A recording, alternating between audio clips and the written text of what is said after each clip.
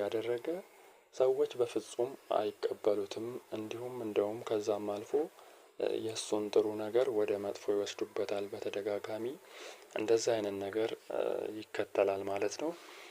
እንዲሁም ደግሞ ይህ የዓይነ ጥላ መንፈስ ያለበት ሰው ምንም ቢሰራ አይመሰገንም። ምንም በሰዎች ዘንድ አይወደድም። ያለውም ነገር የእሱ ቃላቶችም ተሰሚነት የላቸውም ማለት ነው። ይህ እንግዲህ አንደኛውና በደንብ ልብ ልትሉት የሚገባ ባህሪያት ውስጥ ነው። ሁለተኛው ደግሞ ሰዎች ባህሪ ምንድነው? ዓይነ ጥላ መንፈስ ያለበት ሰው ገንዘብ በፍጹም አይባረክለትም። ምክንያቱም ምንድነው? የዓይነ ጥላ መንፈስ ዋና ዓላማው ሰውን ከሰው በታች ማድረግ ነው።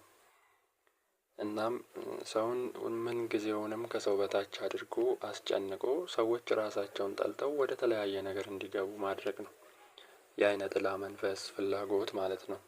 ስለዚህ አንድ ሰው ገንዘብ የሚባረክለት ከሆነ በሰራው ልክ ገንዘብ የሚያገኝ ከሆነ ገንዘቡን ለጥሩ ዓላማ የሚያውል ከሆነ የዓይነ ጥላው ፍላጎት አይሳካም ማለት ነው። ስለዚህ ሁለተኛው የዓይነ ጥላ መንፈስ ያለበት ሰው ባህሪ ገንዘብ በጭራሽ አለመባረክ ነው ማለት ነው።